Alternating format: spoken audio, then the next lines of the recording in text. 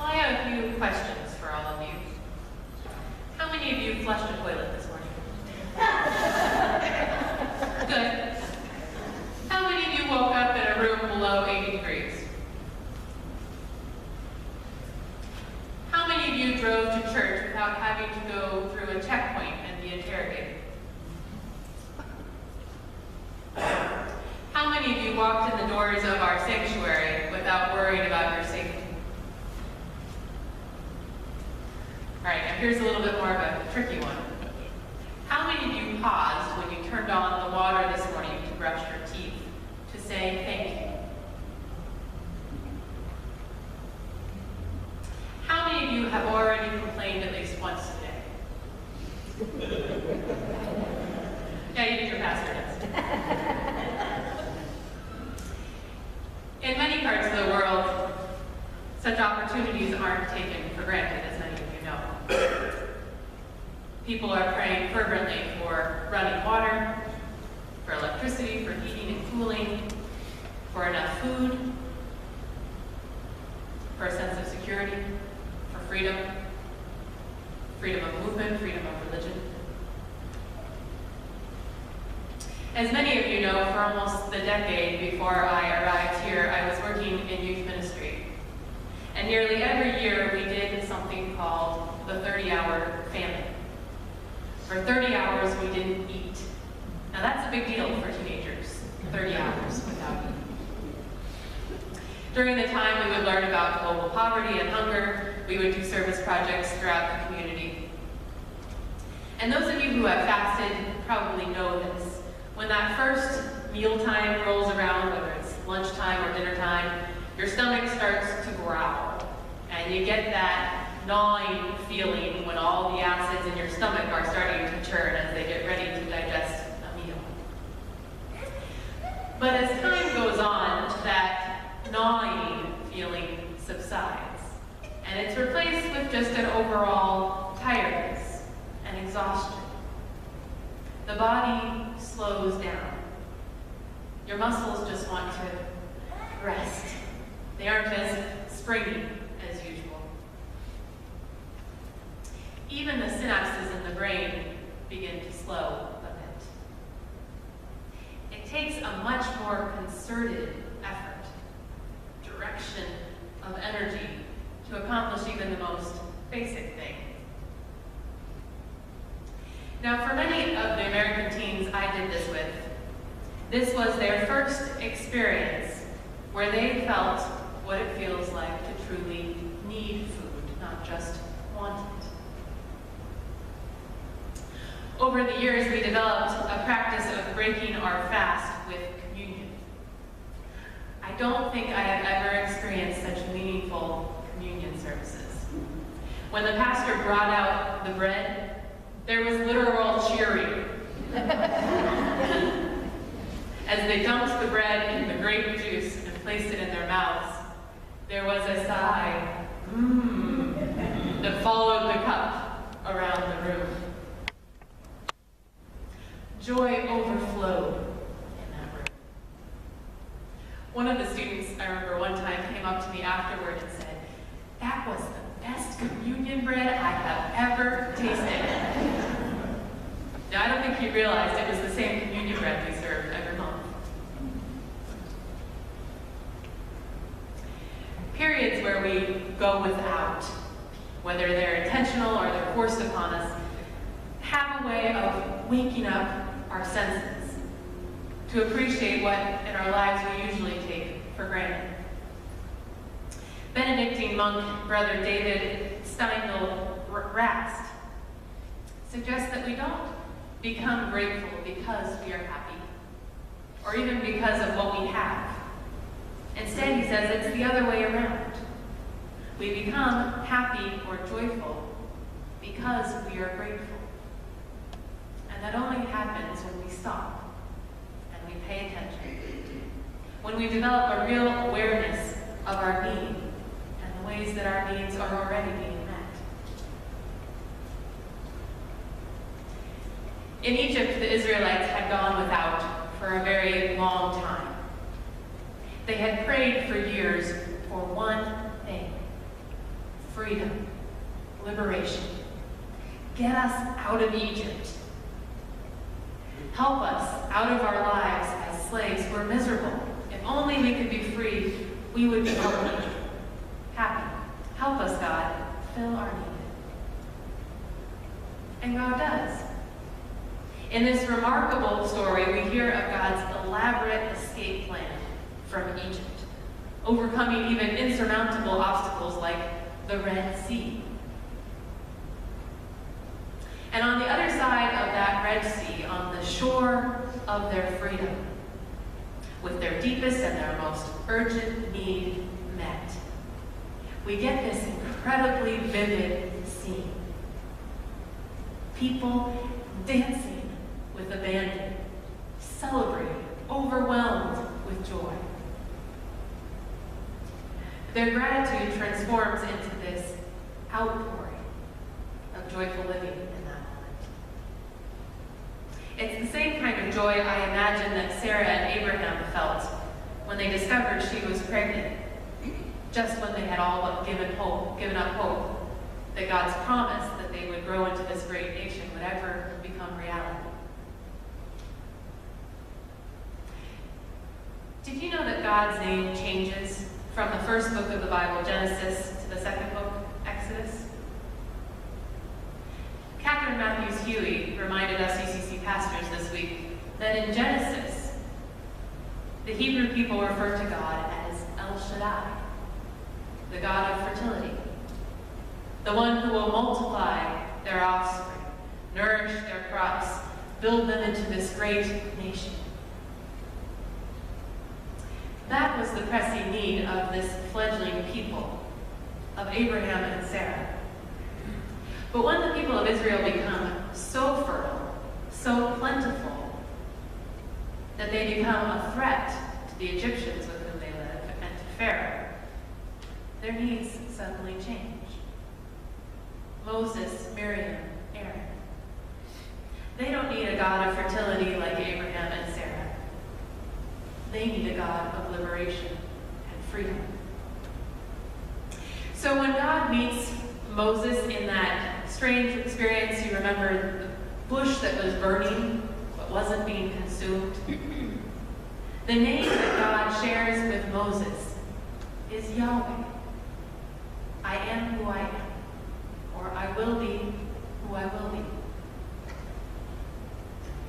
That was a very important name, because when the Israelites finally got the answer to their prayer, when they finally get to freedom, suddenly their need shifts again.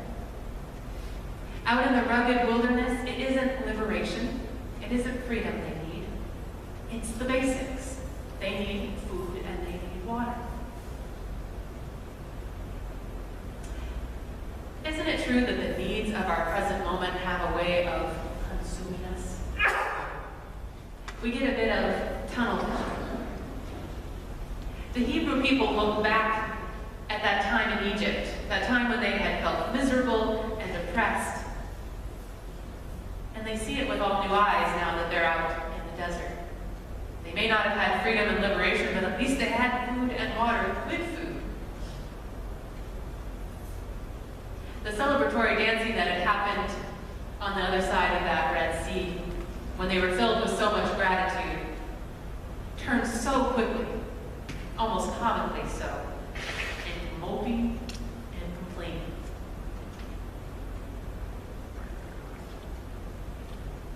How true it is of most of us that we don't see what we have, but only what we don't have. Even the smallest of needs can keep us from gratitude.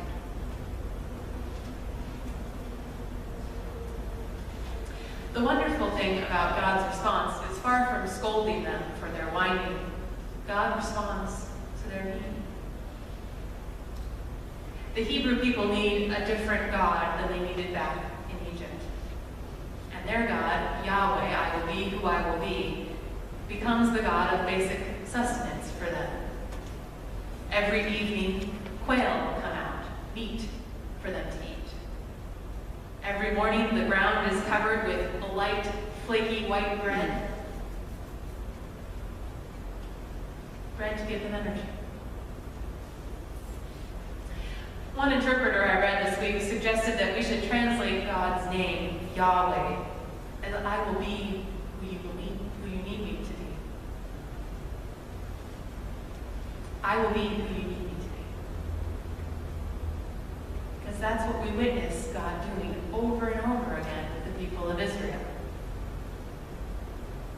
First, God protects them and grows them into this great nation. Then God frees them and liberates them. And then God's providing carbohydrates and protein, what they need for this long journey. And this pillar of smoke by day and fire by night to lead them on their way. It's not what they want, but it's what they need. Gandhi once said, "There are people so hungry in the world that God cannot appear to them except in the form of bread." And that's what God does. And this funny thing happens again. They get what they need, but it's not enough. They want food that tastes better. Many of us would probably want something better than flaky, white, rather tasteless bread, especially if we're on a long journey. They want something more luxurious tasting, something more like comfort food.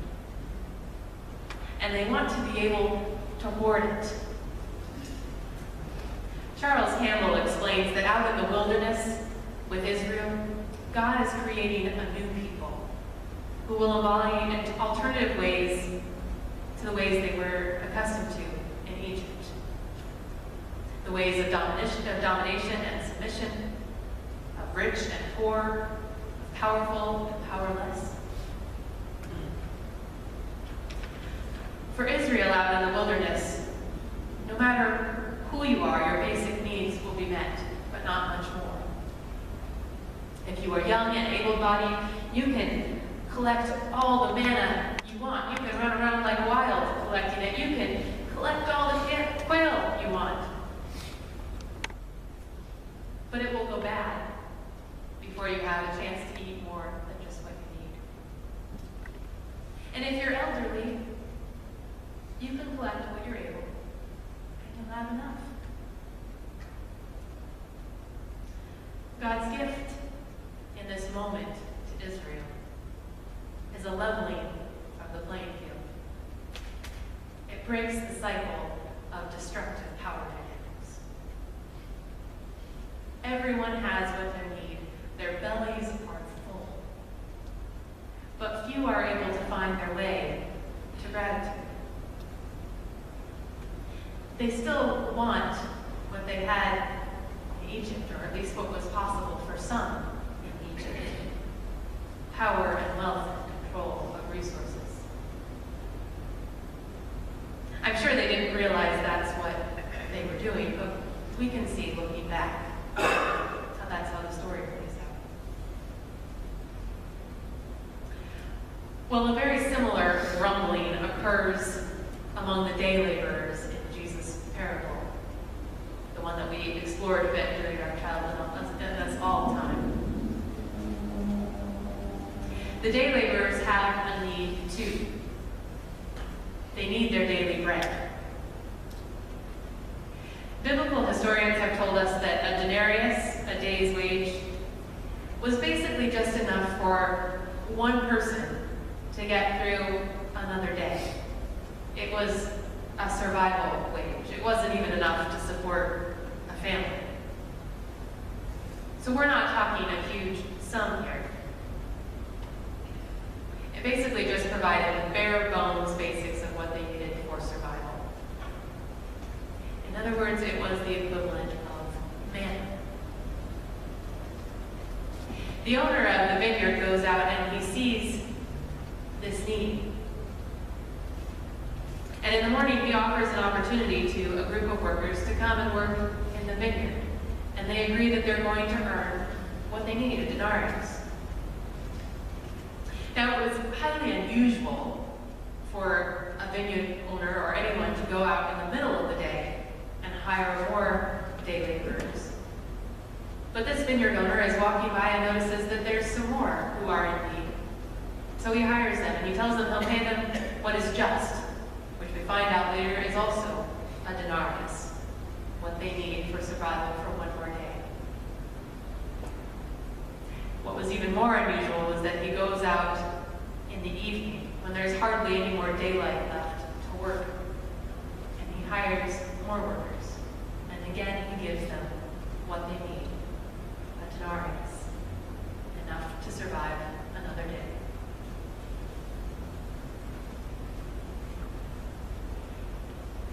Again, just like with the people of Israel, what we hear is full-bellied grumbling and complaining. In seminary each week, my dorm floor would have something called Wine and Whine, W-H-I-N-E and W-I-N-E. It was where all these women who were studying to be pastors would get together and we'd drink wine and we would complain about our weeks. Now, we all need opportunities to vent, but looking back on it, I can't help but think, what a spiritually destructive thing for this group of future pastors to do together. How would it have changed us as pastors and as people if we had looked back over our weeks and celebrated where needs had been met, where gifts had been received, instead of focusing on what we didn't have, or how we had it worse than someone else, or how we deserved far more for our effort than we received. It's human nature to assume that we can get whatever we can earn.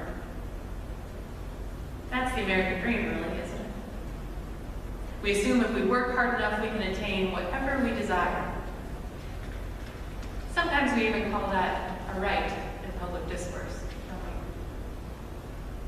Charlotte Dudley Claiborne mentions in her commentary on this passage, on this parable, a saying that is popular in some parts of the world. Assumptions are planned resentments. Assumptions are planned resentments. Isn't that true? I'm preaching to myself here as much as anyone else. Growing up, my parents set a standard of living that I know in my chosen vocation I will never attain. If I'm not careful, it can leave me feeling in want, in need, frustrated, disappointed. Claiborne asks of the day laborers and of us, are we unable to celebrate another's good fortune because we haven't celebrated our own?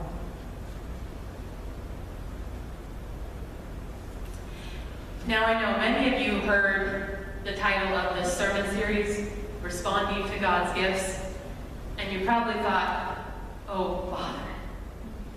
I'm not sure I want to go to church for those 6 weeks. Sounds like a bunch of stewardship talks, a big 6-week fundraiser. Yes, we are entering stewardship season, and yes, we will talk about giving, but the first kind of giving we will talk about is God's giving to us. We're going to spend these 6 weeks celebrating. Each week when you enter and exit worship, you'll be asked to share something on our prayer wall, something you are grateful for. And each week you'll be asked to practice a new way of responding to God's gifts. Last week I snuck one in a little early. I asked you to practice forgiveness as a way of responding to God's gifts. This week I'll ask you to take up a practice of gratitude. This week, take Paul's advice to the Philippians. Make every effort to do everything without complaining. And if you find yourself complaining, ask yourself, am I whining and dining? Am I complaining on a full belly? Do I have what I need? Could I be saying thank you right now? If we find our voice to celebrate our own gifts, we will find our way to joy and and we will find our way to celebrate the gifts that have been given to others. This week you can also ask yourself, who do I really need God to be this week? Healer, guide, provider, comforter, friend, forgiver, inspirer, challenger, pusher out of my comfort zone? Who do you need God to be? They taught us in seminary that whenever we pray, we should lay claim to that part of God to whom we are crying. Each moment and each situation has its own need, its own part of God that we reach out for. Which Yahweh do you need this week? May the God who will be in each moment who we need God to be teach us how to be full-bellied celebrators instead of full-bellied